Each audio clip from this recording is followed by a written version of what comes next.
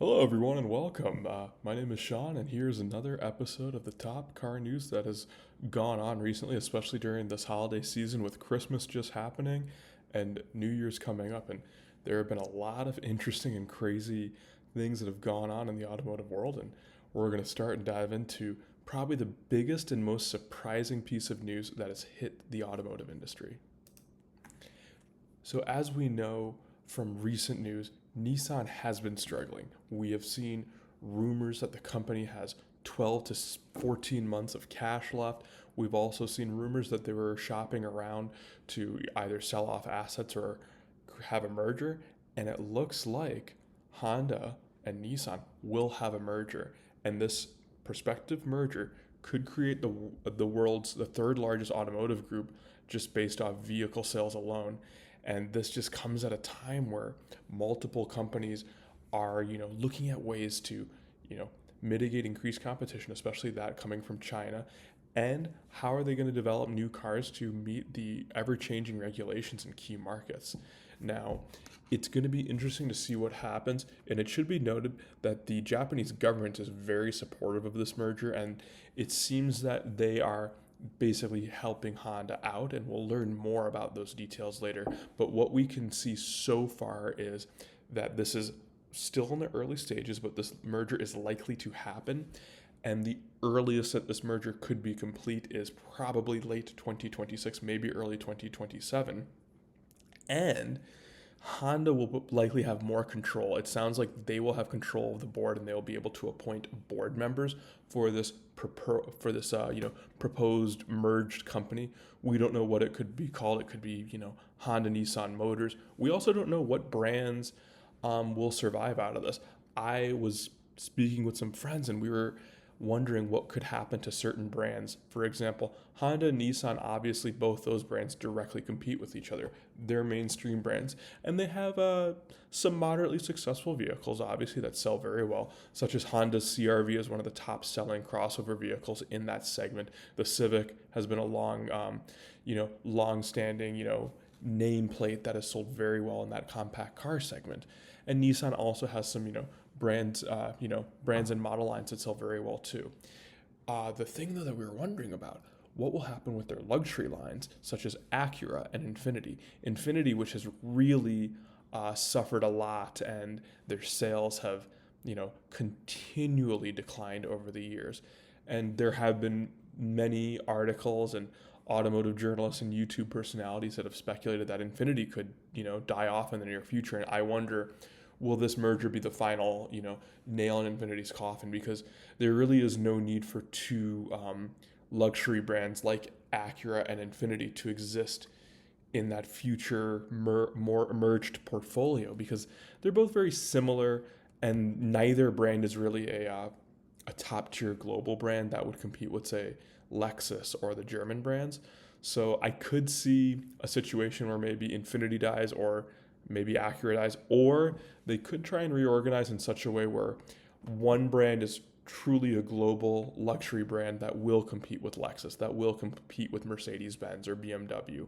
And then maybe the other brand could be a lower tier luxury brand that would compete with the likes of, say, a Buick. But we'll see what happens. And also, it'll be interesting to see what happens with Mitsubishi, who obviously will, they could tag along with Nissan in this merger, or they could also get pushed aside. We'll have to see what happens, but this is going to be really interesting because these are, two big names in the Japanese market that are coming together, and it'll be cool to see if some good enthusiast cars could come up, because I would love to see, for example, Honda doesn't have any rear-wheel drive sports cars or platforms right now. It'd be great if maybe, for example, if Honda and Nissan could work together and develop a joint platform that, the next Z, obviously we just got a new Nissan Z right now, but it's largely using the same platform as the 370Z. The next Z could maybe share with the next S2000, or maybe they could have a rear drive platform that could, be the underpinnings for, the Nissan 240SX from the past, or something similar to the Nissan IDX concept. So we'll have to see what happens. There will be a lot of news about this very, very likely merger, but this also could fall apart. So we'll have to keep our eyes on this one and see what happens, and we'll have to see if Nissan even survives until 2026. So here in the sports car world, the Corvette ZR-1, it can reportedly do 0 to 60 in 2.3 seconds, and according to Chevrolet, this makes it the quickest Corvette ever.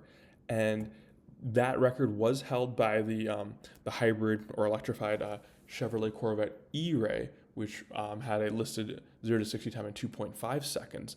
But this is really impressive for the ZR1, and this puts it into that hypercar territory that puts it up against cars with, like the Lamborghini Revelto V12 or the Aston Martin Valkyrie.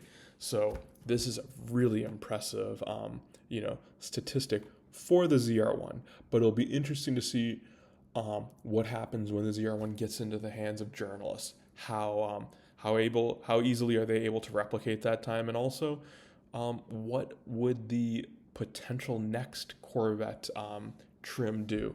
The rumored Zora, which will have the ZR1 arms with potentially a electrified assistance and potentially an all-wheel drive system. So we could see some really impressive times coming out of this C8 platform as it's getting more and more. And the ZR1 is just another example of this thing being a really impressive vehicle. So can't wait to see more information and more content with the ZR1. Looking forward to that.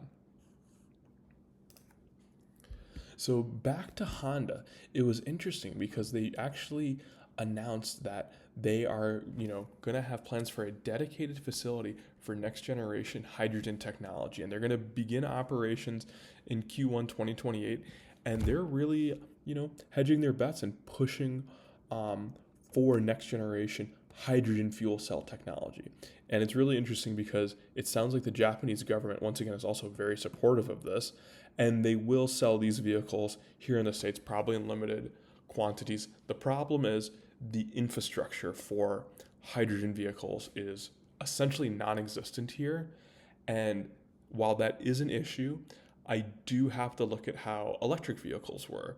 Now, you can argue that electric vehicles had the advantage of home charging, but now we do see vehicle charging options away from the driver's home, and that has developed. So I can see hydrogen fueling, ramping up quicker than people think, but I do wonder how hydrogen fuel cell programs, not just with Honda, but with other makes, will continue to develop. So it is interesting. I know Toyota has developed a couple hydrogen fuel cell vehicles, and Honda is continuing to push this. So we'll see. And I also wonder too if this will also be shared with Nissan as they potentially merge. So we'll have to keep an eye on this. I'm very interested in this hydrogen fuel cell program, and I'll be interested to see what vehicles they show to the public in the near future. So finally, and this is something that I find very interesting because this covers the buying habits of the American car buyer. For years, American car buyers, they were known to buy trucks, SUVs, the Ford F-150, the Chevy Silverado, the Tahoes, and then other big vehicles too, Land Cruisers, Sequoias, 4Runners, big vehicles. Now it seems that because of the change in, affordability for vehicles and other factors, beyond purchasing, just ownership in general, the American buyer now seems to be, purchasing smaller vehicles. Now, this is actually something that I saw in the Wall Street Journal, and it looks like, according to a group that they cited called Motor Intelligence, entry-level models, such as the Honda Civic and the Nissan Sentra, have risen in sales, while pickup truck sales have fallen. And it's interesting because with the Detroit automakers, Ford, General Motors, Stellantis with the Ram brand, that is their bread and butter. They look at the pickup trucks, they look at the big SUVs, those drive the sales, those keep the bottom line looking good. But now consumers are under pressure. Affordability for vehicles is a challenge for them. Smaller vehicles are looking more appealing. And also, too, it's interesting because a lot of the automakers, they were pushing their EV models, and they were obviously, they're still continually developing EVs at this time. However, the American buyer has kind of pushed away from that, and it seems that they're more open to hybrid vehicles or hybrid offerings. And if you just look at Toyota, for example, they've really benefited from that. And then other brands that have not pushed the hybrid technology or offered it as much have suffered. And it's interesting because I do believe that we're going to see more of this. Now we're going to see Americans buying more, basic or smaller vehicles that will be more affordable and less, causing cost issues for those buyers. And I think you're going to see a rise in demand for hybrid vehicles, specifically plug-in hybrids. And for automakers that are still, trying to figure out how to make EVs profitable, they're going to feel some hurt of it for the near future. And I think they're going to have to adjust accordingly. Still have to offer EVs, but they'll have to be careful with how they develop them, market them, and sell them. And that's it for today with the automotive news that's been, going on and happening in the world. My name is Sean, and I look forward to seeing you in the new year and discussing automotive related news. Thank you and take care.